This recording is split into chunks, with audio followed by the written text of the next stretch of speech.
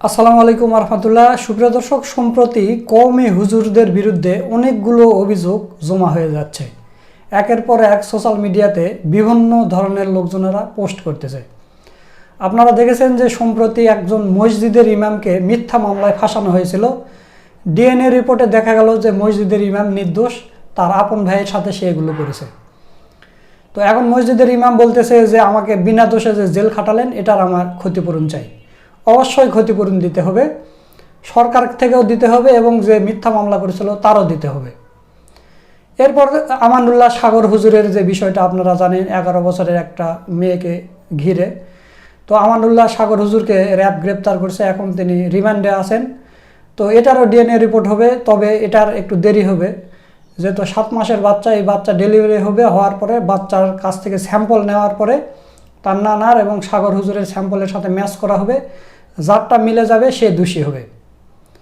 তো এটার জন্য আমাদের আরও 3-4 মাস অপেক্ষা করতে হবে সাগর হুজুরের যে বিষয়টা। তো এমন তো অবস্থায় আমরা সোশ্যাল মিডিয়ায় একটা মহিলার, একটা মেয়ের একটা ভিডিও ব্যাপকভাবে ভাইরাল হয়েছে। সে মেয়ে দাবি করতেছে যে কওমের একজন হুজুর আমার ভিডিও ধারণ করেছে এবং সেটা আমি হাতে নাতে ধরেছি। তো এই ভিডিওর আমরা সত্যতা যাচাই করতে পারিনি, কোন প্রোফাইল থেকে সেটা আপলোড হয়েছে সেটা আমরা কোনোভাবে খুঁজে বের করতে পারিনি। আপনারা ভিডিওটা দেখবেন, দেখে আপনারা চিন্তা ভাবনা করে আপনারা কমেন্ট করবেন। যেহেতু বিষয়টা ব্যাপকভাবে ভাইরাল হয়েছে, এই কারণে আপনাদের সাথে শেয়ার করা। তো দর্শক, এটা অন্যভাবে নেবেন না, আপনারা ভিডিওটা দেখবেন পুরাটা, এবং এই মেয়ের কথা কতটা সত্য মনে হয় সেটা আপনারা কমেন্ট করে জানিয়ে দিবেন। তো চলুন আমরা সেই মেয়ের ভিডিওটা দেখে আসি। কালকে সন্ধ্যায় আমি গোসল করতে ঢুকছিলাম, তো আমাদের বাথরুমে ভেন্টিলেটর থেকে আরেকটা বাসার ছাদ দেখা যায়। মানে ছাদের থেকে দাঁড়ায় কেউ সরাসরি বাথরুমের ভিতরে কি হচ্ছে দেখতে পারবে। মানে আমাদের শাওয়ার টাওয়ার সব কিছু এমনভাবেই সেট করা। তো ভেন্টিলেটরটা এখনো লাগানো হয় নাই, মানে ওই যে জায়গাটা এটা ফাঁকা, নতুন বাড়ি, সব কিছু অনেক কিছু এখনো লাগানো হয় নাই। আমি কালকে এই জিনিসটা খেয়াল করছি যে এখান থেকে হচ্ছে আরেক বাড়ির ছাদ দেখা যায়। তো আমি গোসল করতেছি, হঠাৎ করে আমার চোখ পড়ছে, দেখি যে একটা লোকটাকে আমি চিনি, মাথায় টুপি ছাড়া তাকে কখনো আমি দেখি নাই। টুপি, পাঞ্জাবি বা পাঞ্জাবির ভিতরে হুজুররা যেরকম গেঞ্জি টাইপের কিছু একটা পরে, ওইটা ছাড়া আমি তাকে কখনো দেখি নাই। হ্যাঁ, একদম রাস্তা দিয়ে হাঁটতে সময় এমনি হাঁটে। আমি জাস্ট আমি কি নিজেকে কভার করব নাকি আমি বুঝতেছিলাম না আমি কি করব। তো সে আমার সেও কিছুক্ষণের জন্য ভয় পেয়ে গেছে, তাড়াতাড়ি নেমে চলে গেছে। আমি কি করব, আমার তো ওখান থেকে বাথরুম থেকে বের হইতে সময় লাগবে। আমি রেডি হইলাম তাড়াতাড়ি করে, আম্মু বলতেছে কই যাস, বলছি আসো আমার সাথে, বলে আমি গেলাম। তাদের ঘরে গেছি, যাইয়া এই লোক একেবারে স্বাভাবিক, সে কম্পিউটারের সামনে বসে আছে। সিরিয়াসলি ভাই, বেডা মানুষ এত অভিনয় করতে পারে, এই বাঙ্গুরা এত অভিনয় করতে পারে। আমার তো ভাই দুনিয়ার রাগ উঠা রয়েছে, তার এইসব অ্যাক্টিভিটিস দেখে আমার আরো বেশি রাগ উঠছে। আমগরে দেখে সালাম দিতেছে। সিরিয়াসলি ভাই, আমার মা এই লোকটারে এত ভালো জানে। পরে আমি বলছি আম্মু তুমি জানো এই লোক কি করছে? পরে এই লোক আমার খালি ইশারা দিতেছে, মাফ চাইতেছে, ইয়ে করতেছে। আমি তো বলবই, আমি বলছি তার ফোন চেক করো। পরে বলছে আর কি হয়েছে সেটা বলবি তো। ততক্ষণে মানুষ জড়ো হয়ে গেছে আমার চিল্লাচিল্লিতে। তখন আমি সবকিছু বললাম, তারপর তার ফোন চেক করলো। এখন বলদের বাচ্চা বলদ, আমার ভিডিও ডিলিট করলেও বা ভিডিও বা ছবি যাই সে ইয়ে করছে, ক্যাপচার করছে, সেটা ডিলিট করলেও সে হইতেছে রিসাইকেল বিন থেকে ডিলিট করে নাই আপনার। এরপরে আরও বাচ্চা পোলাপানে, সে তো মাদ্রাসার শিক্ষক, ইমাম, সে হ্যাঁ আমাদের এলাকার ইমাম, কুত্তার বাচ্চা। সে কত বাচ্চাদের সাথে তার ফোনের মধ্যে এই জিনিসগুলা পাইলো আর কি। ধরেন যারা দেখতেছিল তারা মুরব্বী, তখন আমি বলছি যে ঠিক আছে এখান থেকে ডিলিট করে দিছে, ওইখানে যান। তো যে হুজুর শালা তুই করবি তো করবি, তুই তো মাথার মধ্যে কিচ্ছু নাই, তুই রিসাইকেল বিন থেকে ডিলিট করস নাই। তো ওইখান থেকে যখন খুঁজা বের করলাম, জিনিসগুলা দেখাইলাম, তারপর পুলিশ কল করছি, অনেক কিছুই হয়ে গেছে মাঝখান দিয়ে, এরে ধরেও নিয়ে গেছে। এখন একদল মুরব্বী আয়সা আমারে জ্ঞান দিতেছে যে তুমি বাথরুমের মধ্যে এই জিনিসটা তো তোমার হেফাজত তো তোমারই রাখতে হবে, তুমি এটা খেয়াল করবা না, হ্যাঁ না তা না। ঠিক আছে, জ্ঞান দিছে, ভালো কথা। আসলে আমার খেয়াল রাখা উচিত ছিল, কিন্তু আমি খেয়াল করতে পারি নাই। কিন্তু মানে এরা না ওই ব্যাটারে সেভ করার চেষ্টা করতেছে। এই জিনিসটা আমার এত বেশি মানে আমার ইগোতে লাগছে, এত বেশি খারাপ লাগছে যে এটা কেন, মানে জাস্ট বিকজ অফ সে হুজুর, এজন্য তারা এরকম করে বলতেছিল যে এই হুজুর নতুন নতুন বিয়ে করছে, বউটা হইতেছে বিয়ের 3 মাস পরেই চলে গেছে, সে আর আসে নাই, ওই বউ নাকি চরিত্রহীন। তো ওই ইয়েতে না যাই, গ্রামের মানুষরা আমি দেখছি যে বউ গেছে গা বা কিছু একটা হইলেই কয় বউ গেছে গা, বউয়ের চরিত্র খারাপ, বেড়াল হয়ে গেছে গা, এই টাইপের কথাবার্তা। আচ্ছা থাক থাক, ওইটা নিয়ে কথা না বলি। তো বলতে চাইতেছে যে এর বউ চলে গেছে, এর শয়তানের ধোকায় পড়ে এগুলা করছে। তো আমি বা কি বাল করবো রে ভাই?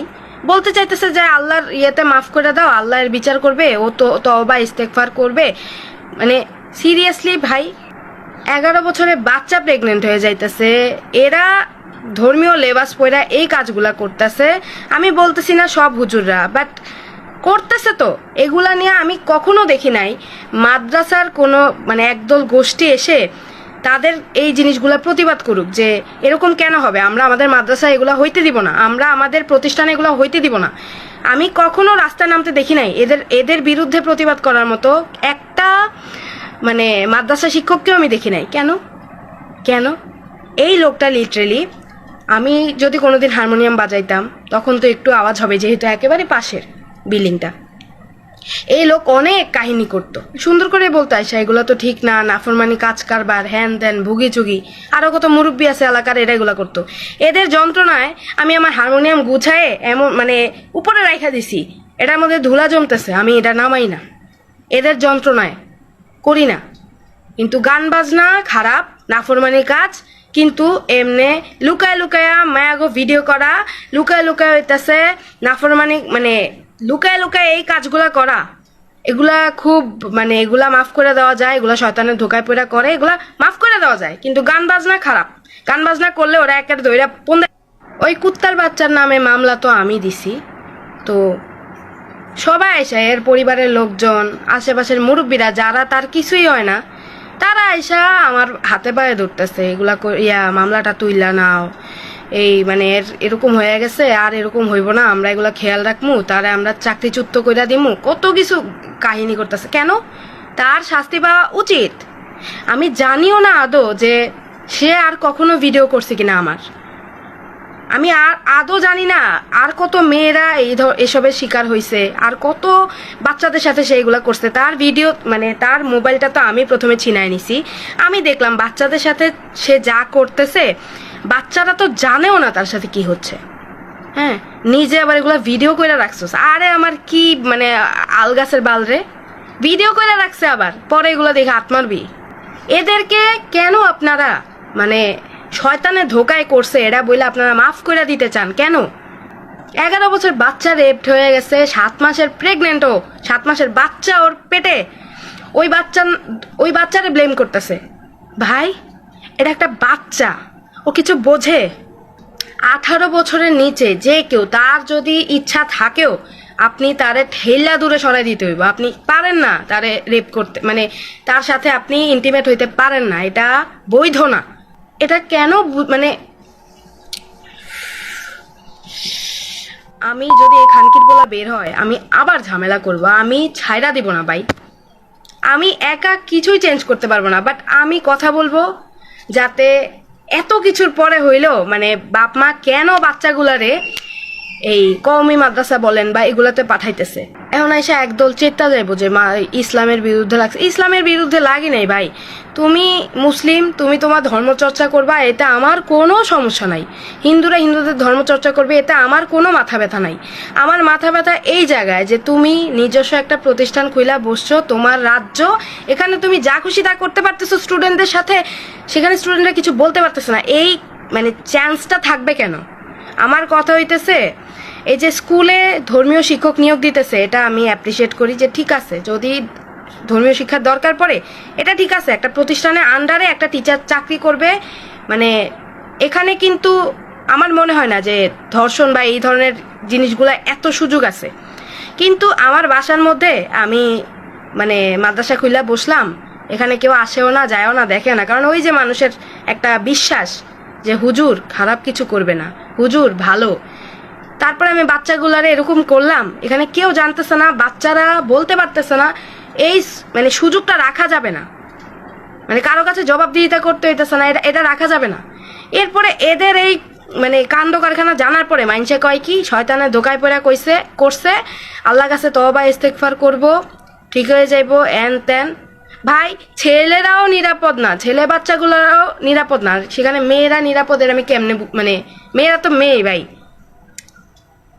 আমি ভাই এই হুজুরদেরকে হুজুরদের এই সব কাণ্ড কারখানা নিয়ে কথা বইলা যে কতবার আমি মানে আমার উপরে মব হওয়ার চেষ্টা হয়েছে, মব হামলার মধ্যে আমি পড়ছি বলার বাইরে, ঠিক আছে। কিন্তু এরপরও আমি কথা বলবো, আমার থামায় রাখতে পারবেন না, ঠিক আছে। আমি হয়তো কৌশল বদলাবো, কিন্তু আমি কথা বলবো। আপনারাও বলেন আল্লাহর হস্তে আপনার ঘরের বাচ্চাটার সাথে, ঘরের বউ বোন মায়ের সাথে হওয়ার আগে কথা বলেন। সুপ্রিয় দর্শক, আপনারা কওমে হুজুরকে ঘিরে এই মেয়ে যে কথাগুলো বলল, সেই কথাগুলো আপনাদের কাছে কতটা সত্য মনে হয়েছে তা অবশ্যই কমেন্ট করে জানিয়ে দেবেন। ভিডিওটা ভালো লাগলে শেয়ার করবেন। সকলকে ধন্যবাদ। আসসালামু আলাইকুম ওয়া রাহমাতুল্লাহ।